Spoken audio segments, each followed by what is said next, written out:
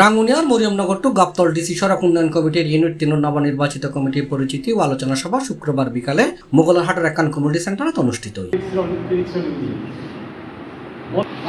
সভার সভাপতিত্ব করছি মরিয়মনগর টু গাবতল সড়ক উন্নয়ন কমিটির সভাপতি এম আলম জীবন। প্রধান অতিথি আছেন উপজেলা পরিষদের সাবেক চেয়ারম্যান কাজী নুরুল আলম।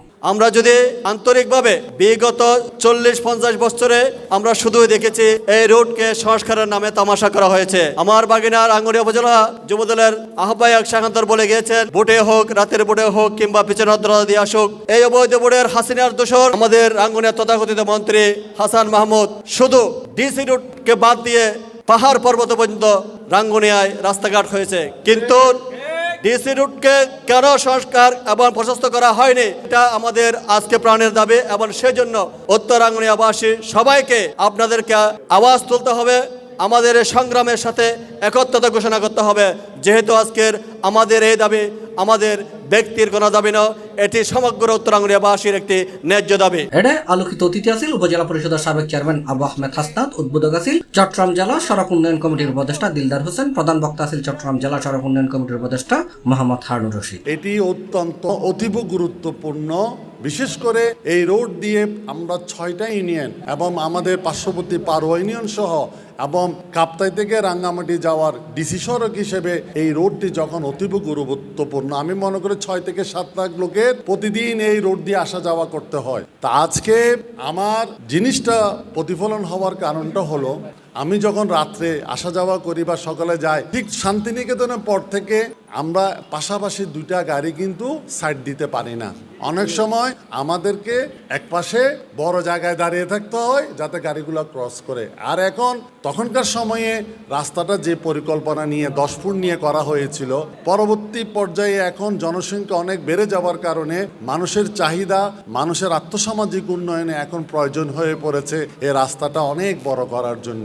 আমরা এরকম মিটিং দিয়ে যদি বসে থাকি হবে না, আমাদেরকে রাজপথে নামতে হবে, ঠিক কিনা? আমরা কিন্তু শুধু আপনাদের গাবতল নিয়ে মরিয়মনগর নিয়ে কিন্তু চিন্তাটা আমাদের আছে, কিন্তু আমাদের বৃহত্তম চিন্তা হচ্ছে আরো একটি প্রকল্প, সেটি হচ্ছে কোনটা কাপ্তাই রোড সড়ক, ঠিক কিনা? এবার একটি সরকার যখন গঠন করে এবং তিনটা সরকারের যখন একজন মন্ত্রী থাকে, তাহলে আমাদের রাঙ্গুনিয়ার অবস্থা এরকম থাকার কথা না। আপনারা দেখেছেন শুধু আমাদেরকে লোভ দেখিয়ে যে আমরা রাঙ্গুনিয়ার সন্তান হিসাবে রাঙ্গুনিয়ার মানুষ ভোট দিয়ে মনে করেন আমরা রাজনীতি করি, আওয়ামী লীগ করে 120 জন, বিএনপি করে 120 জন, আর কিন্তু 60 জন নিরপেক্ষ লোক, তাদের ভোট যেদিকে যায় সেদিকে সংসদ সদস্য নির্বাচিত হয়। এই রাঙ্গুনিয়ার সন্তান বলে উনি নির্বাচিত হয়ে 3বার, একবার ভোটে হয়েছিল আর 2বার জোরপূর্বক উনি ভোট চুরি করে নির্বাচিত হয়েছেন। যেভাবে হোক না কেন কিন্তু ক্ষমতাটা দখল করে রেখেছিল।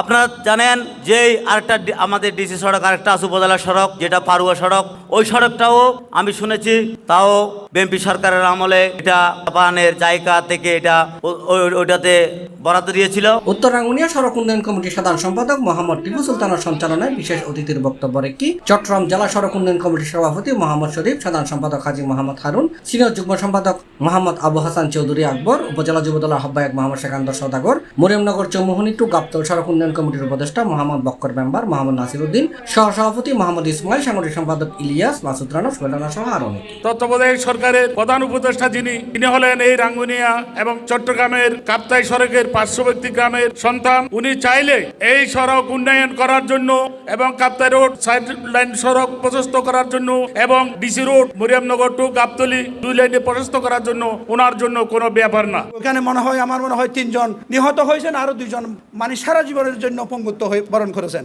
তাই এই দাবিটা আমি মনে করি রাঙ্গুনিয়ার না, পুরো হিলটেক্স, রাঙ্গামাটি, খাগড়াছড়ি, বান্দরবন পুরো এলাকার জনগণের দাবি, প্রাণের দাবি। উত্তর রাঙ্গুনিয়ার 6 ইউনিয়নের লাখ লাখ মানুষের যাতায়াতের প্রধান মাধ্যম মরিয়মনগর ডিসি সড়ক প্রশস্তর দাবি দীর্ঘদিনই ফুরন্নময়, যে কারণে সড়ক নিয়মিত যানজট দুর্ঘটনা লাগেই থাকে। এতলাই সড়ক প্রশস্তর দাবি অতি সত্বর বাস্তবায়নের দাবি জানাই নেতৃবৃন্দ। বাস্তবায়নত মরিয়মনগর টু গাবতল ডিসি সড়ক উন্নয়ন কমিটি গঠন করাবে বলে ঘোষণা করছে চট্টগ্রাম জেলা সড়ক উন্নয়ন কমিটির সিনিয়র সহসভাপতি এম কামাল উদ্দিন মাস্টার।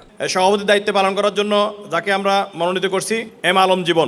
আমাদের মধ্যে সিনিয়র সহসভাপতি হিসেবে কাজী মহিউদ্দিনকে রাখা হয়েছে এবং সহসভাপতি হিসেবে 1 নম্বর মোহাম্মদ সোহেল রানা, সহসভাপতি মোহাম্মদ শামসুল আলম, সহসভাপতি মোহাম্মদ ইদ্রিস।